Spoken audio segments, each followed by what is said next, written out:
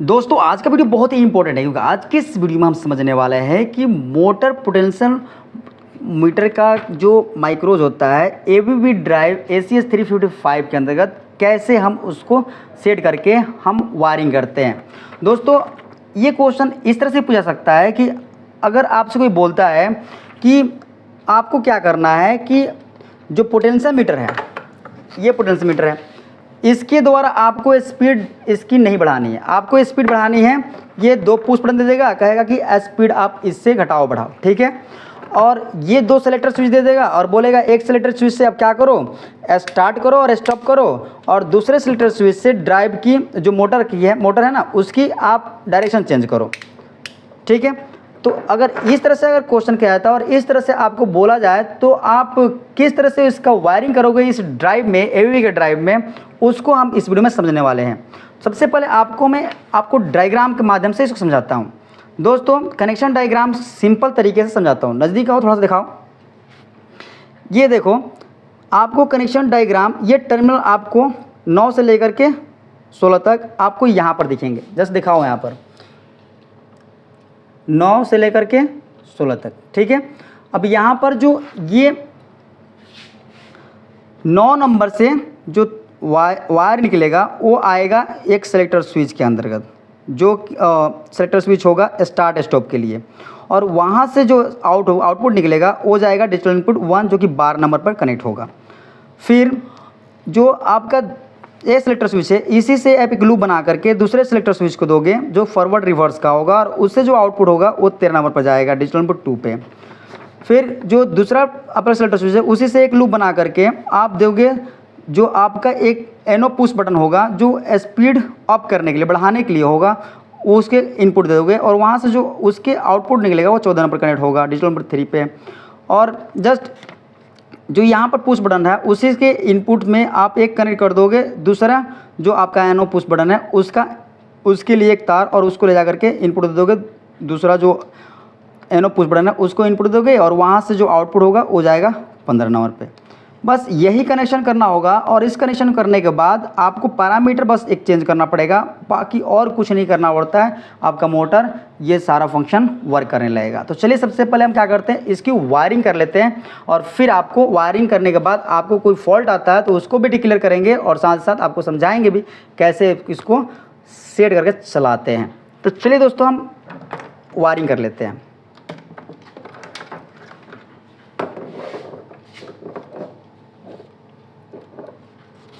दोस्तों एक चीज़ तो आपको समझना भूल गया कि यहाँ पर 9, 10 और 11 हमेशा क्या होता है, इसको शॉर्ट कर दिया जाता है। जैसे कि यहाँ पर देखिए 10 और 11 क्या है, शॉर्ट है। क्यों शॉर्ट होता है, क्योंकि आप PNP मोड में इसका कनेक्शन कर रहे होते हैं। 24 वोल्ट से जब हम करते हैं कनेक्शन तो वो PNP मतलब होता है, और ये सोर्स मोड होता है। और सिंक मोड क्या होता है, जब हम ग्राउंड को और डी कॉमन को ना शॉर्ट कर करके हम जो आपका डी कॉमन और 24 वोल्ट को शॉर्ट कर देते हैं, मतलब 9 और 11 करते हैं, और 10 से हम कनेक्शन करते हैं। हम 9 से कर रहे हैं, इसमें कोई दिक्कत नहीं होता है दोस्तों। तो चलिए हम कनेक्शन कंप्लीट करते हैं पहले।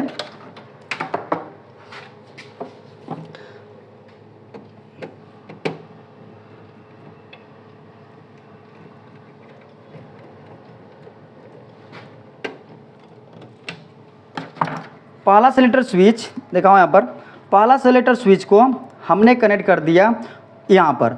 अब इसका जो आउटपुट होगा उसको हम ले जा करके डिजिटल इनपुट 1 जो होगा 12 नंबर उस पर कनेक्ट कर देंगे।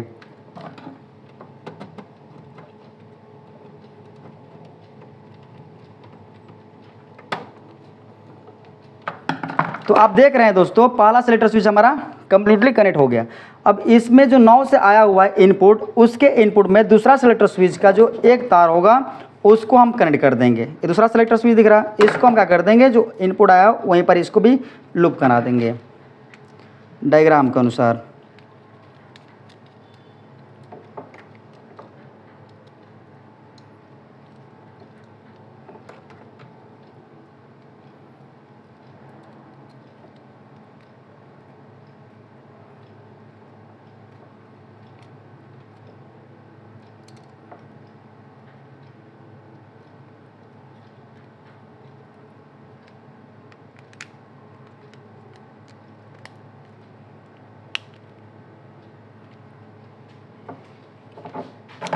दूसरा सेलेक्टर स्विच भी हमारा देख रहा होगा, दूसरा सेलेक्टर स्विच भी कनेक्ट हो गया है और इसका जो आउटपुट होगा वो ले जा करके हम 13 नंबर पर कनेक्ट कर देंगे।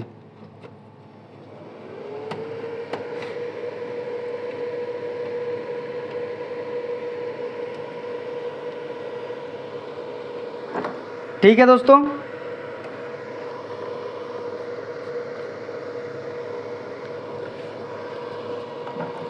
उसके बाद हम एक एनो पुश बटन यूज करेंगे और वो यूज करेंगे हम कहाँ, जहाँ से ये लूप बना कर आया है उसी पॉइंट पर हम इसको एनो पुश बटन का जो वायर होगा इनपुट का वो कनेक्ट कर देंगे।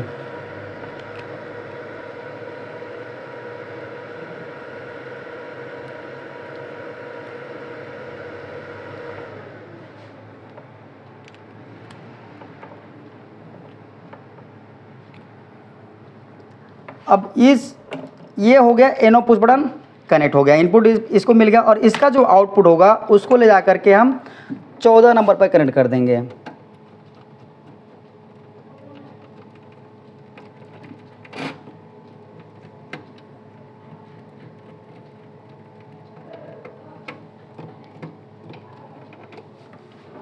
ठीक है, और एक लास्ट जो एनो पुश बटन है जो स्पीड डाउन के लिए होगा उसको इनपुट दे करके और इसका भी आउटपुट हम 15 पर कनेक्ट कर देंगे।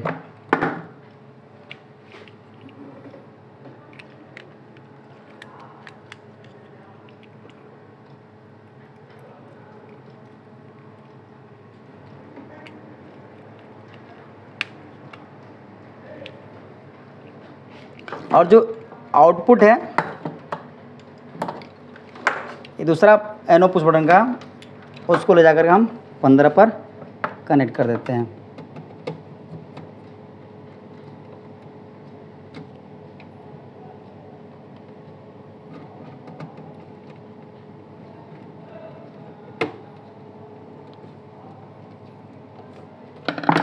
तो दोस्तों हमारा वायरिंग हो गया कंप्लीट।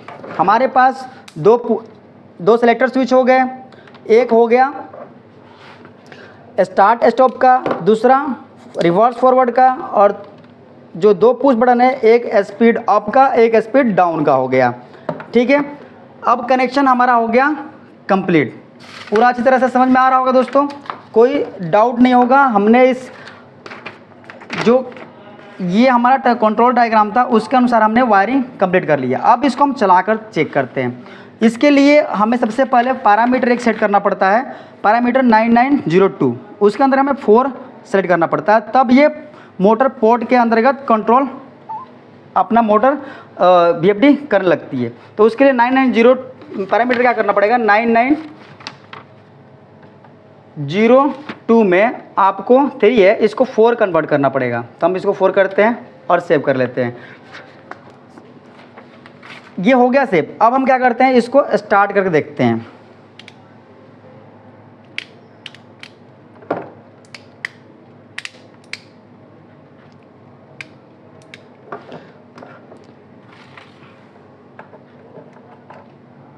अब ये अपना बटन जो है ये काम नहीं कर रहा है। क्यों नहीं काम कर रहा है, क्योंकि यहाँ पर देखो ये लोकल मोड सेलेक्ट है। लोकल मोड में आपका यहाँ से वर्क करेगा, यहाँ से ये जो हमारा ये है ये एक्सटर्नल है, ये रिमोट मोड का होता है। तो इसको हम लोकल मोड को क्या करेंगे, सबसे पहले चेंज कर देंगे रिमोट मोड में। अब अपना ये वर्क करेगा। अभी जैसे हमने चालू किया दोस्तों, यहाँ पर फॉल्ट आ गया। फॉल्ट दिखाओ क्या आ रहा है। जैसे हम चालू कर रहे हैं, जैसे चालू कर रहे हैं ये 20-25 का फॉल्ट आ जा रहा है। ये फॉल्ट तब इसलिए आता है दोस्तों, जब हमारे पास जो मोटर में जो वायरिंग होता है ना, जस्ट इसके अंदर हम देखते हैं तो यहाँ पर देखो ये हमारा मोटर पोर्ट मोड है, और इस मोड में आपको जो ये है ना 9904 जो मोटर कंट्रोल मोड होता है वो क्या है, यहाँ पर 1 है, मतलब वेक्टर स्पीड में है। ये जो ड्राइव का मैनुअल है उसके अंतर्गत आपको मिलेगा।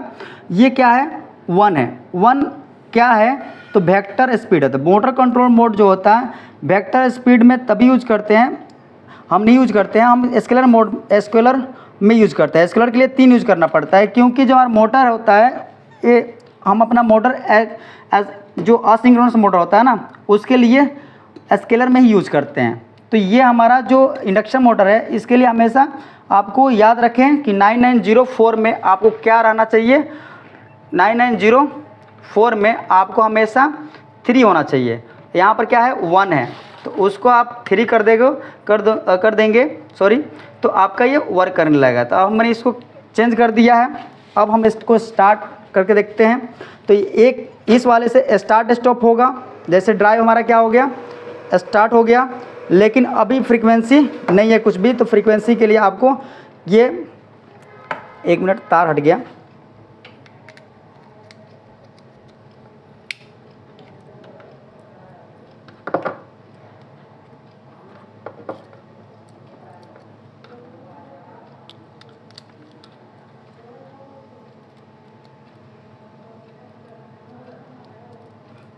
पूरा लाइव वीडियो बना रहे हैं दोस्तों, ताकि कोई भी दिक्कत हो तो आपको समझ में आ जाए।